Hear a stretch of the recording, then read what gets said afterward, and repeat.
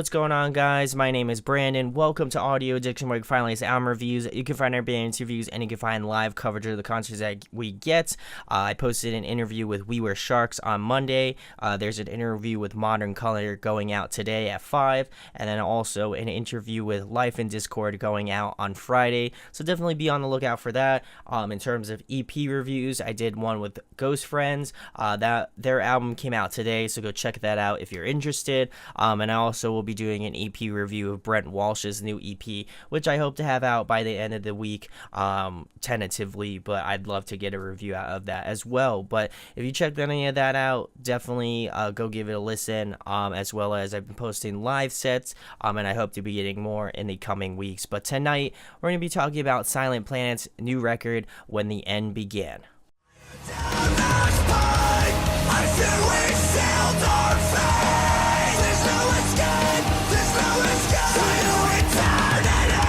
Those of you who are OG fans of the channel, you know that I did an EP or an album review of Everything Was Sound back in 2016. It was one of the first reviews that I ever did for YouTube, and it's still one of my proudest moments. So if you want to go see younger Brandon from 2 years ago, go check that out. But if you haven't heard of this band, they've been around for a very good amount of time, and they released their first record, Come Wind Come Weather, back in 2012, Last Sleep and the Night God Slept back in 2014, and then obviously Everything Was Sound in 2016.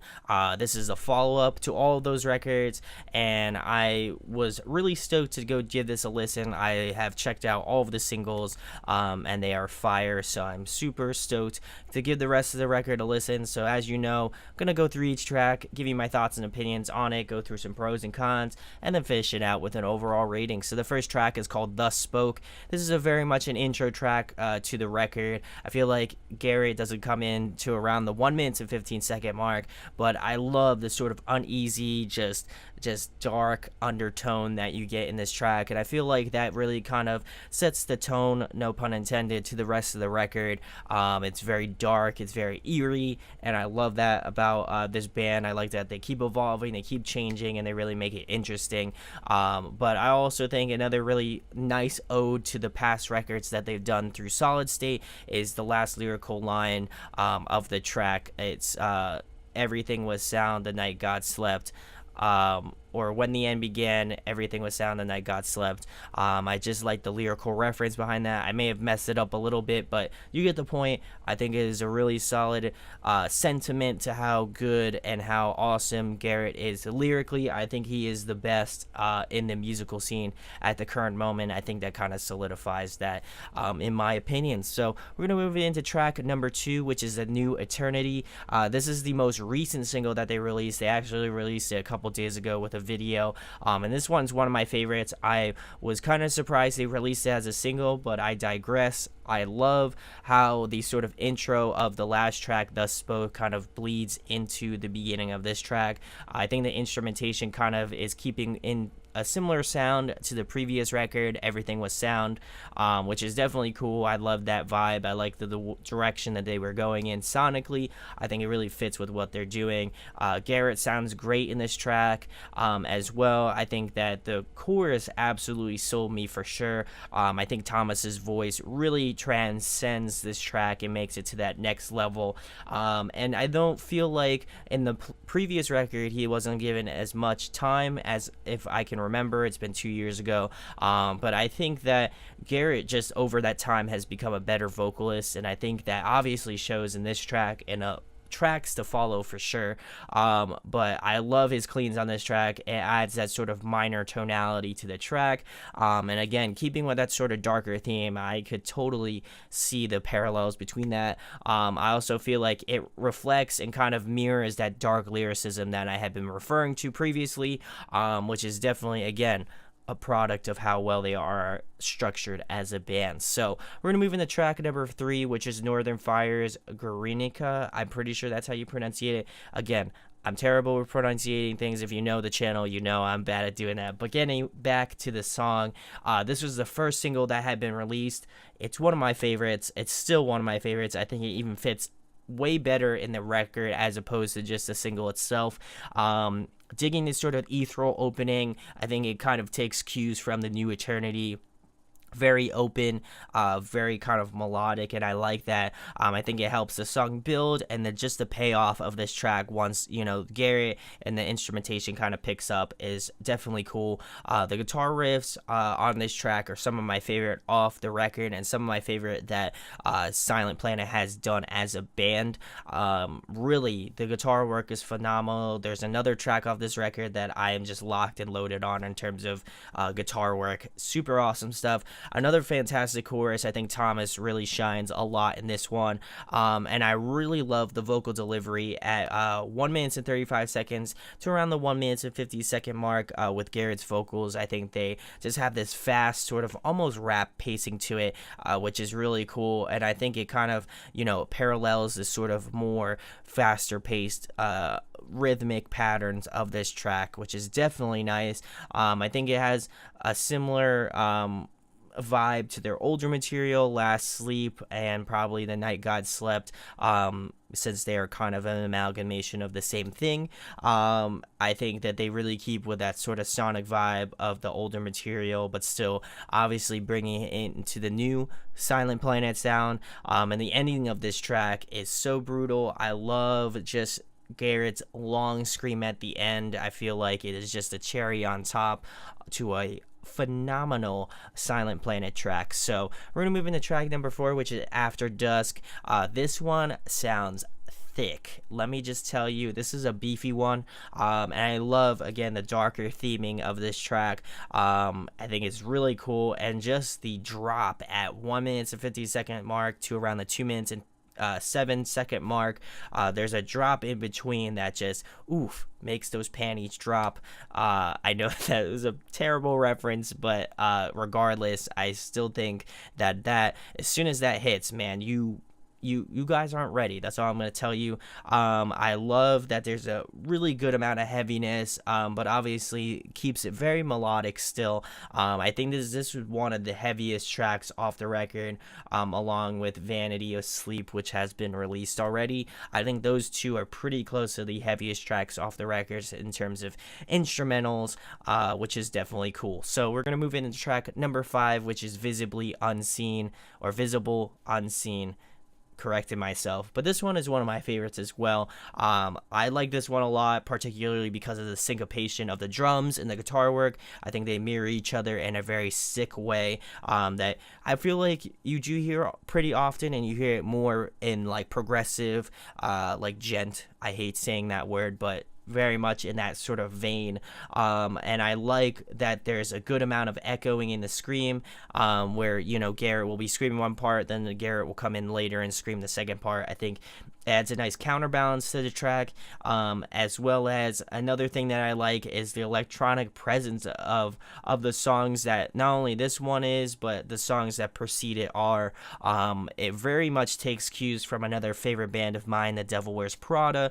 They did go on tour with them early on, so I don't know if they were working on stuff while they were on tour with Devil Wears Prada, but I could understand where these sort of influences kind of meld into, bands that they tour with. I feel like you could pull a lot of different stuff from them, but this is another phenomenal chorus on the record, and I think it's another change of pace in the bridge that really kind of breaks up the song in a neat way. I think it's extremely well structured, and it's easily one of the best songs that they've written as a band. I think just the way that it's just fast paced, the vocals are awesome both in the screaming department and the cleans department, but it just really works with the band, and I think that they really put their best foot forward in this song. So we're going to move into track number 6, which is Look Outside, Dream. This one's an interlude. If you've checked out Silent Planet, they're very famous for their interludes, and this is no exception.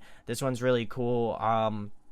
It adds a nice reprieve to the record. Again, if you listen to Visible Unseen, you can understand why this is necessary. I think that they really always do an awesome job of kind of keeping the interludes and intros very interesting, or they just kind of make it switch up in that way, which is always awesome. So we're going to move into track number 7, which is Vanity Sleep. Like I mentioned, it's one of the singles. I know it was kind of in that middle time frame. I can't remember which one came out prior to it or one after it, but I know it's one of the singles, and this one's a favorite of mine as well. It feels very Devil Wears Prada influence, much like Visible's Unseen. I think that the intro riff definitely shows that they took a lot of cues from Devil Wears Prada. This one also has a great groove to it, and I think this is by far the only track that they've had just primarily screaming on, excluding maybe like the tracks that are the depths, because I feel like those are their own thing, and I keep them separate. But this one is definitely a solid track. I like the way that Garrett is just so versatile. He does some kind of yell parts, he does some spoken word parts, and then obviously he does some really great screaming as well here and there. But I think you can just kind of hear all facets of the band itself. I think it really works well in this track, and there's a great spoken word bit at the 1 minute and 30-second mark to around the 1 minute and 55-second mark. And let me just tell you, that ending of this track, beautiful. Loved how heavy it was. One of my favorite tracks for sure, as I mentioned prior. And we're going to move it into track number 8, which is In Absence, which is the total opposite of Vanity of Sleep, which is kind of crazy. I think it's the second most recent single after New Eternity, like I mentioned previously, but it is another one of my favorite tracks because I think that they really tried something different in this one. The song's primarily Thomas's vocals, which I feel like, if I remember correctly, and somebody will probably correct me in the comments, that this is maybe the only song that they just have strictly clean vocals on. I think that it really works. You get to hear Thomas's range. You get to hear more of the melodic side of Silent Planet. Not to say that you don't already, but I think a track that kind of focuses more around just singing, and especially clean singing, you tend to go more of the melodic direction, and I think that it really shows diversity, especially for a band that's primarily heavy. It's good to see a little bit of a change of pace as well. But you can also hear this Wolves at the Gates influence, as Garrett mentioned in a video, that Steve helped them out on this track, Steve from the Wolves at the Gate, and you can hear his little subtle tweaks, influences, things of that nature in this track. And if you haven't checked it out already, go check out the track by track Unkayem interviews. That guy kills it. I gotta give a shout out and show some love to that dude, because he really just freaking kicks some butts. So go give him a listen, and you can kind of get more of a track by track basis from him and not me. But if you want to check this out, much love to you. But anyway, we're gonna move into track number 9, which is Share the Body. This is another single that they had released. They've released a lot of singles, so you can check out pretty much half the record at this point. And if you haven't already, I don't know what's wrong with you. Please go do that. But finish this video first and then go do that. But anyway, getting back to the track number 9, Share the Body. This one's a really good single. I feel like this one is probably the best track that, if I was to give one song to most of the fans that watch this to listen to one track and kind of give you an idea of how the rest of the record's going to pan out, I would say Share the Body, because it really encompasses a lot of the sort of heavier aspects of Silent Planet that you'll hear on this record. It kind of encompasses some of the melodic directions, so it tracks in In Absence, some of the more melodically based tracks. You'll get that sort of vibe from it. As well, I think there's a great amount of screaming, but there's also some great spoken word from Garrett, and there's some awesome clean singing from Thomas. I think there's just a blend of everything, and I think that, again, it's a good mix of everything that you'll kind of give an idea if I was only to give you one song to check out from the record. So we're going to move into track number 10, which is Firstborn, Yaburni. Again, if I pronunciate these wrong, I'm sorry, But anyway, getting back to the track, I think the intro is super sick in this one. I love that sort of tappy guitar riff. A lot of the times when I'm listening through to records, I love picking out the guitar work because I am a guitar player myself. So I love really kind of getting an idea and a feel for how they write stuff. But this one is another really awesome one. I think it has a different feel. From a lot of the other tracks that sound on this record, which is definitely nice. You can hear more of that atmosphere, more of that ethereal openness of the song, which is definitely cool. And I think it borrows more from the melodic side, like I was mentioning. I think in Absence, Firstborn, these tracks have more of that melodic influence and melodic pull, melodic draw to the tracks, and I definitely appreciate this one a lot. So we're going to move into track number 11, which is Lower Empire.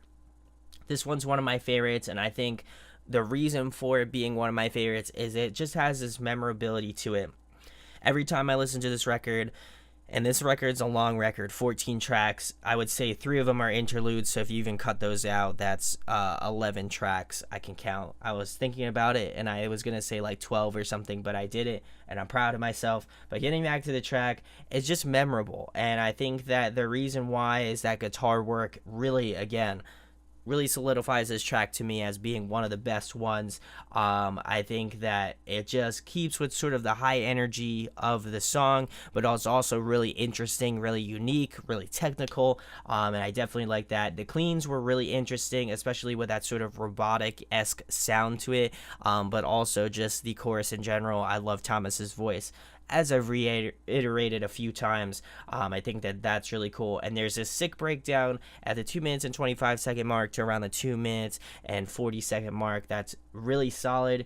Nothing particularly crazy about it, but I think it's just executed super well. So we're going to move into track number 12, which is Look Inside Awake. Again, this is very much an interlude. There isn't really too much to say. I love the sort of electronic, more ethereal elements that they include in these. And I think they're the one band that I like the interludes in because they add a sort of break that, like the record is split up into maybe like 3 or 4 or 5 tracks, and then they have an interlude, then 3 or 4 or 5 tracks in that break, and then they have an interlude, and then they finish the rest of the record off. I think it works out really well. It doesn't really get me to be tired as a listener, and I think it's something that just kind of adds that sort of space that you would kind of add into a full song. So we're going to move into track number 13, which is The Anatomy of Time, Babble. This one's one of my favorites as well. Loving that this one just has a great swing to it right off the bat. The chorus sounds super awesome with Thomas's vocals. I think this is the best that he's sound in general. I think it works out really well. And I like the second verse. It has this kind of cool spoken word part, and I think it really works with what they're going for in this track. So we're going to move into another thing about this track that I enjoyed is the cool building moments. There's a lot of moments in the track where they build to a certain point. Some of my favorite parts are in the first verse of this track, as well as the bridge. I feel like those 2 parts really stuck out to me as important parts of the song, and I think it really, again, sends the song home in a nice way. So we're gonna move into the last track.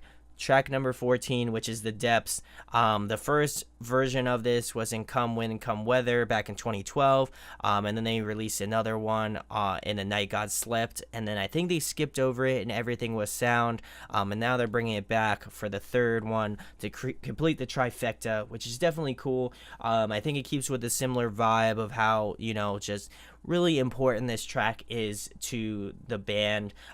Digging this sort of piano intro as well as the orchestration in this track. I think it really delivers that sort of powerfulness that you would expect from a track like this, especially being kind of, I would assume, the end of this sort of lyrical process.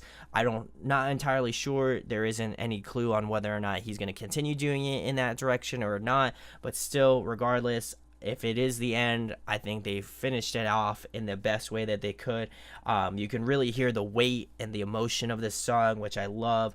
I think that again, I love that Garrett's continuing the trend lyrically in this track. You can hear some of the parallelism that was in the first track, in Come Wind, Come Weather, as well as the one that's in The Night Got Slept. I feel like those really lyrically, I like that he's drawing from those, and you can kind of pick out that sort of piece of the puzzle in this. It's melodic, it's beautiful, it's powerful, especially towards the end of the track. It really hits home, and I just feel like it is one of my favorite tracks for that reason. It's just a powerful way to end off the record.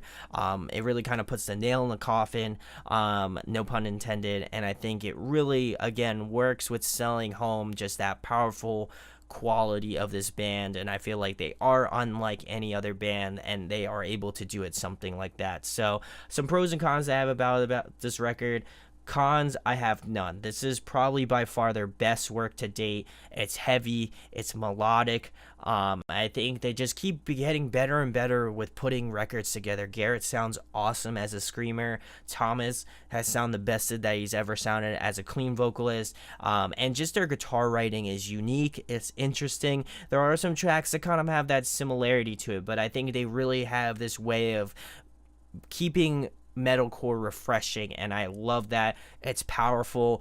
Garrett's got amazing lyrical mind, and I think that it is only further stated in this record. So go check out When the End Began, and my overall rating for Silent Planet's When the End Began is a 9.8 out of 10. I think it's definitely one you should check out. I'm super pumped to get my pre-order. I feel like this band is definitely one that you should be on the lookout for if you haven't already, and if you haven't listened to them, please go give them a listen. One of the best heavy bands, just not even in this year, just heavy bands in general, that's coming out in the scene, and they deserve a lot of love, so go check them out.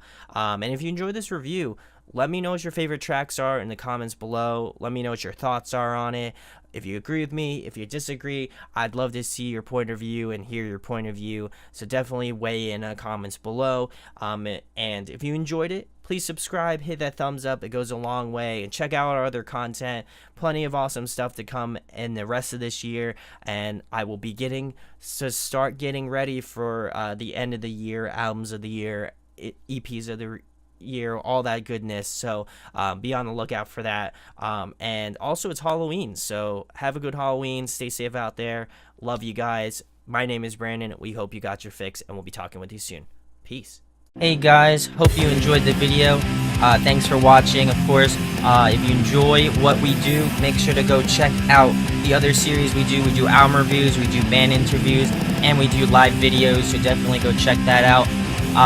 Hit that subscribe button. It really helps our channel, helps us grow. Make sure to hit that like button as well. Go follow us on social media. That's all down below. We try to keep that as updated as possible. We also made a new website where we'll be posting photos of upcoming concerts and stuff like that, which you can go check out at audioaddictionmedia.com, and come get your fix with us, guys. Talk to you later. Deuces.